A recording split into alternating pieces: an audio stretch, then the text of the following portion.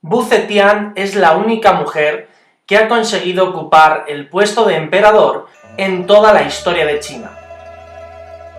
Gobernó como consorte de la dinastía Tang entre el año 655 y el año 690, pero también consiguió tener en primera persona el poder durante 15 años, retornando la órbita de poder hacia su propia familia, la dinastía Zhou.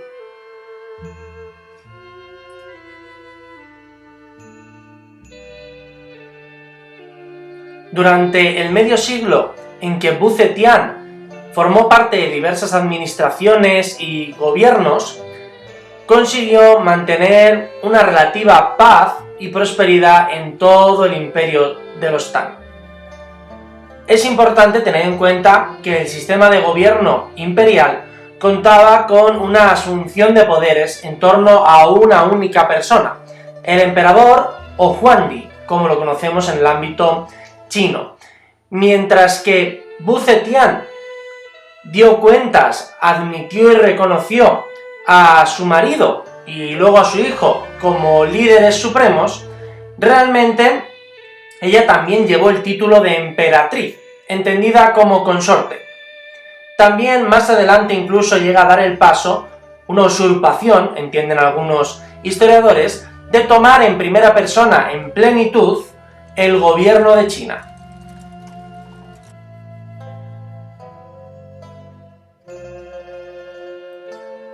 En el imperio chino es raro encontrar mujeres que gobiernen, y además cuando lo hacen tradicionalmente están relacionadas con acciones negativas, con gobiernos sospechosos. Esto sobre todo se ha construido en torno a la biografía y acciones de dos emperatrices. Una la citamos ya en el curso anterior, cuando hablamos de la antigüedad y la época clásica imperial, y es el tiempo de la emperatriz Wang Zhenjun, entre el 71 a.C. y el año 13 después de Cristo. Fue con esta emperatriz cuando se llega al colapso de la dinastía Han occidental. También va a ser muy llamativo que con ella en el año 1908 va a terminar la dinastía Qin.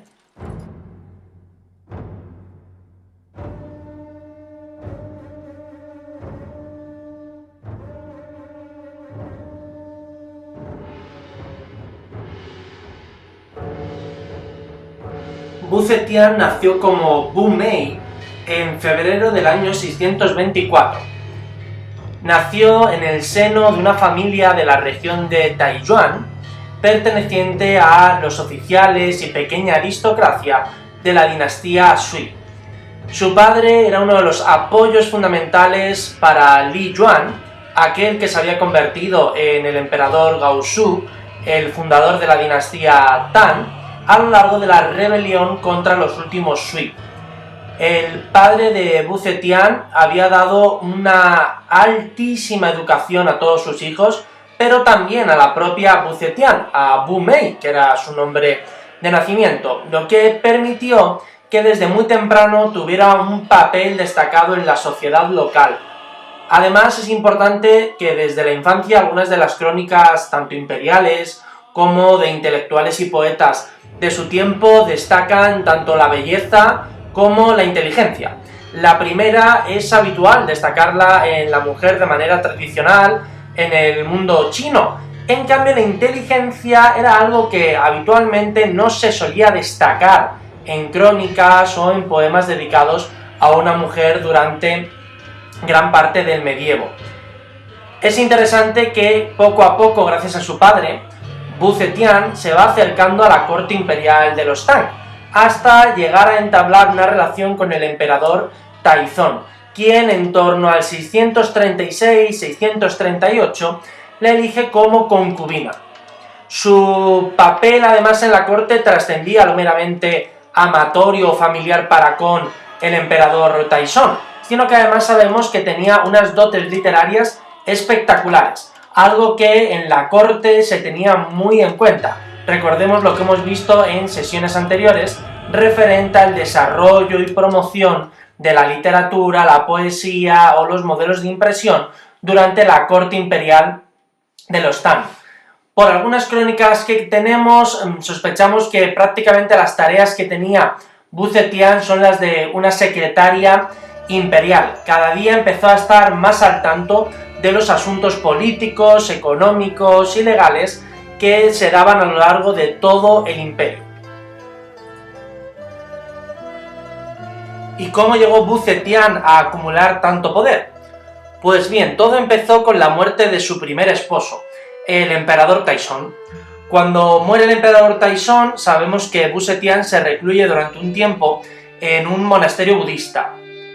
Era una actividad extraña dentro de la corte imperial, pues no olvidemos, tal y como comentamos en nuestra sesión general sobre el Imperio Tang, que el budismo no pasaba por sus mejores horas en cuanto sobre todo a la relación para con el imperio durante la época de los Tang, donde se daba una primacía tanto al taoísmo como fundamentalmente a las visiones del confucianismo.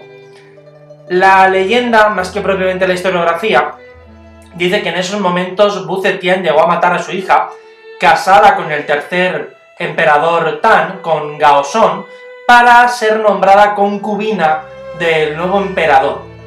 Una vez que se convirtió en consorte de Gaozong, poco a poco iría asumiendo gran parte de las funciones imperiales de una manera directa dentro de la corte. Cuando su segundo marido, el emperador Gaozong, falleció, Wu Zetian va a exiliar a su propio hijo. Incluso creemos que es ella quien va a empezar a mover los hilos dentro de la corte para que el hijo menor del matrimonio, Ruizong, se convierta en el siguiente emperador. Siendo prácticamente un niño, su madre, Wu Zetian, va a conseguir manejar todo en torno a la corte. Con el gobierno más bien como una marioneta de su hijo Ruizong, Wu Zetian alcanza las cotas de poder mayores en toda su carrera política. Sabemos que prácticamente controlaba todos los asuntos en el imperio de los Tang.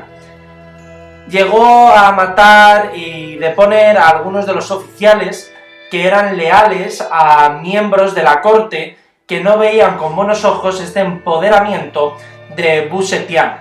El momento más importante llegó cuando en el año 690 Wu Zetian se autodeclaró como emperador. El término emperador realmente está reservado no para un hombre o una mujer, sino que la connotación masculina es la que aporta la cúspide de toda la pirámide de poder. El consorte o la consorte era la emperatriz de manera tradicional, pero en esta ocasión será algo importante, y es que Wu Zetian se convierte en emperador. Ahora, una de las cuestiones básicas es a qué dinastía pertenece Wu Zetian. Gran parte de los historiadores y en las propias listas reales y crónicas de época Tang y posteriores se excluye de la tradición Tang a Wu Zetian. Según algunos historiadores, China, antes de Confucio y de Mencio, había tenido una construcción social muy vinculada al papel de la mujer, especialmente con un carácter matriarcal. Wu Zetian, como mujer con un poder absoluto, no solamente contravino algunas de las normas generales que había en la corte de los Tang, sino que además intentó en algunas ocasiones retornar a modelos previos, sobre todo al confucianismo. Sabemos que esta es la razón por la que principalmente convirtió en religión casi de Estado el budismo. Durante los momentos climáticos de su poder, llegó a proclamarse a sí misma como una reencarnación femenina del Buda Maitreya, que es el que sobre todo tiene que ver con la idea de la aserción de la soberanía, con la idea de la creación de vasallos. Además sabemos que en la década de mediados del 680 empezó a tener una relación demasiado cercana, incluso algunos historiadores plantean una relación de carácter amoroso, con el monje budista Huaiji, del que sabemos que además va a recibir una formación tanto religiosa como incluso protocolaria bastante grande. Una de las reformas más interesantes de Wu Zetian en el poder ocurre en el año 686, cuando establece oficialmente una policía secreta con el fin de derrotar a algunos de los adversarios que tenía en la corte. Sabemos además que esta organización ayudó a la deposición, al exilio, incluso a la ejecución de algunos de los burócratas de rango más alto en el mundo chino. En el año 690 es cuando, a posteriori de estas 4 años de reforma en el ámbito administrativo policial, ella consigue deponer a Ruizong, consigue quitar a su hijo menor del trono del dragón y establece todo su poder de manera plenipotenciaria. En el año 705, Wu Zetian tenía ya más de 80 años y había sufrido varias enfermedades graves. Sabemos que en esos momentos le era imposible gobernar de primera mano como había venido haciendo hasta aquel momento. Cuando llega el mes de febrero del año 705, se produce un golpe de estado que termina con la ejecución de algunos de los líderes de la administración que habían apoyado a Wu Zetian hasta aquel momento. Y el día 22 de febrero, uno de los miembros de la familia Tang, que habían sido depuestos en su gran mayoría por Wu Zetian, llamado Li Xian, va a recuperar el trono imperial. Gobernará a partir de ese momento como emperador Songgón de Tang. El día 3 de marzo estaba ya asentado completamente en el trono chino. La emperatriz Wu Zetian va a retirarse al palacio de Sangyan y sabemos que muere allí el día 16 de diciembre de ese mismo año 705. Durante los momentos de su muerte, algunas tradiciones dicen que fue la propia Wu Zetian quien pidió que se le hiciera un enterramiento sin ningún tipo de alarde, sin ninguna decoración, y de ahí su famosa tumba en blanco. Wu Zetian está enterrada en el territorio de los mausoleos de Qianlin y su enterramiento, su túmulo, es el único que no cuenta con inscripciones. Realmente muchos historiadores y arqueólogos creen que fue una manera por parte del siguiente emperador, por parte de Songzong, de borrar cualquier tipo de huella vinculada a Wu Zetian, pues al fin y al cabo su bajada de impuestos a los campesinos, el aumento de grandes panegíricos para la corte, la promoción y mecenazgo de científicos, especialmente en lo referente al desarrollo tecnológico y agrícola, y también la promoción de algunos poetas, había llevado a la corte de Wu Zetian a una élite cultural y económica que no había tenido precedentes de antemano. Creemos que al hacer esta tumba en blanco y borrar la huella de Wu Zetian, lo que pretendía la corte de los Tang era apropiarse de todas aquellas reformas y de todos aquellos avances que se habían producido durante el más de medio siglo de gobierno, como hemos dicho antes, de manera directa o indirecta, de Wu Zetian.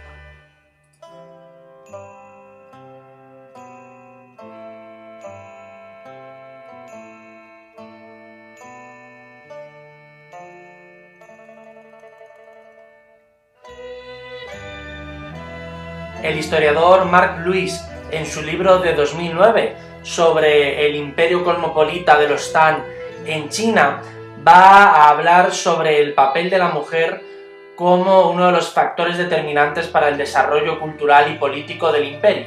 Además, entenderemos que la época Tang es una época dorada para las mujeres de la élite, sobre todo si la contrastamos con los principios paradigmáticos de la época Song, que vendrán después de los Tang, promovidos sobre todo por el neoconfucianismo, donde se practica el vendado de pies, el suicidio de viudas o la promoción de la castidad femenina.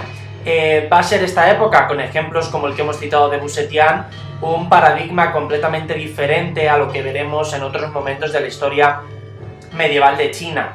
Además de Wu Zetian, tenemos que tener en cuenta que cuando en el año 705 Wu Zetian es depuesta, incluso cuando muere a finales de año, deja en su propia corte, en la corte de su hijo, del emperador Songzong, quien al fin y al cabo depone a su madre, va a dejar una semilla que sobre todo crece en una de sus nueras. Va a crecer en una de las concubinas favoritas del emperador Songzong, y es la emperatriz, la consorte Bei. Bei será importante porque también estará ayudada por otra de las hijas de Wu Zetian, que es la princesa Taiping. Estos dos personajes femeninos en la corte tendrán un papel decisivo, sobre todo hasta el año 710, 712, que van saliendo del ámbito político, seguirán gobernando muchas de las cuestiones más importantes de la corte china. Hay que tener en cuenta que la actitud para con la mujer poderosa en China no siempre había sido tan permisiva como en estos momentos de principios del siglo VIII. Por ejemplo, recordemos que el emperador Taizong, el segundo emperador de la dinastía Tang, cuando había mandado embajadores al reino de Silla, en el actual espacio de Corea, se había tenido que relacionar constantemente con la reina de Silla, con la reina Seondeok. Seondeok no hacía mucha gracia que fuera una mujer a algunos de sus súbditos, especialmente a los otros dos reinos que teníamos en el ámbito coreano, a Baekje y a Goguryeo, y es curioso que en una de las cartas de Taizong, el emperador chino Tang, se le insta a algunos de los embajadores a que lleven a un príncipe Tang para que gobierne bien Silla, para que consiga aplacar todas esas quejas de los habitantes y nobles de Baekje y Goguryeo, es decir, había una reticencia a una monarca femenina.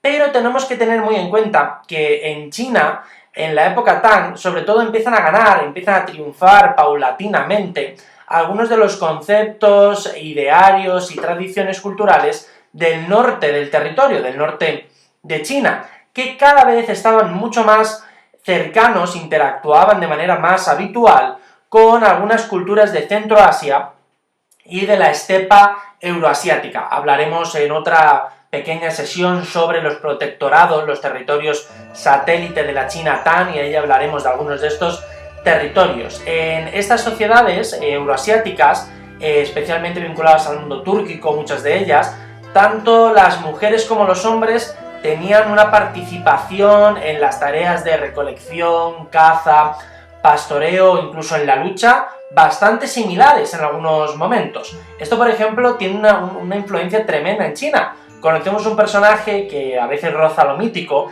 que es la princesa Pingyan. Era una de las hijas del emperador Tang, del primer emperador que habíamos tenido, y es interesante porque había sido básica y necesaria para la fundación de la dinastía Tang. Durante las revueltas contra los Sui, sabemos que la princesa Pingyan llegó a liderar 70.000 soldados.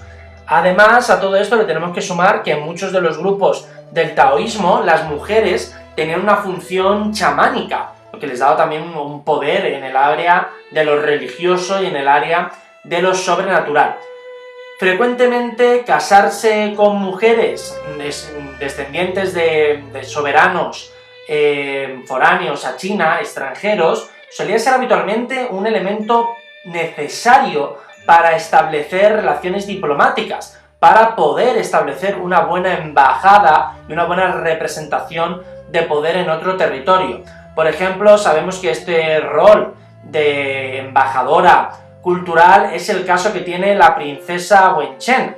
La princesa Wenchen fue enviada a Tíbet para conseguir establecer algunas relaciones políticas con Vikruti de Lichavi, uno de los mandatarios propios del imperio budista en torno a Tíbet. Y, por ejemplo, sabemos también que algunas de estas cosas ocurrieron con los kaganatos, con los turcos, que enviaron a algunas de sus mujeres a la corte china como concubinas, pero al mismo tiempo también en esa actividad diplomática la princesa Taige también es enviada a uno de los kaganatos, concretamente al kaganato de los uigures. Se envía a esta princesa china para establecer un poder por parte de la corte de los Tang.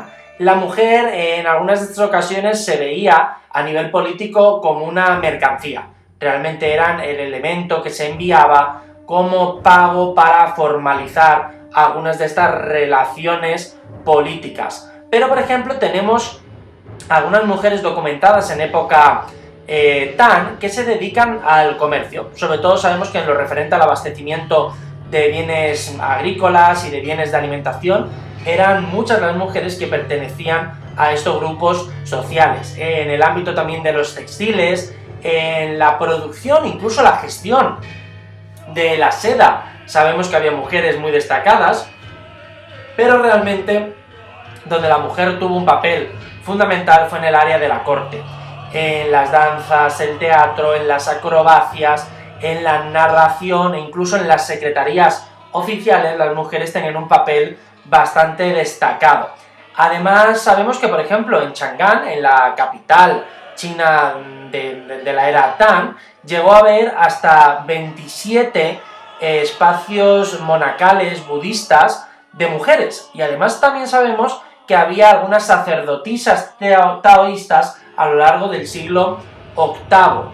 Esto nos va a denotar que la mujer tenía un papel siempre dentro del ámbito de la élite. Las mujeres del campesinado, la clase general del pueblo chino, realmente no tenía un papel primordial la mujer en ninguna de las áreas geográficas del mundo Tang.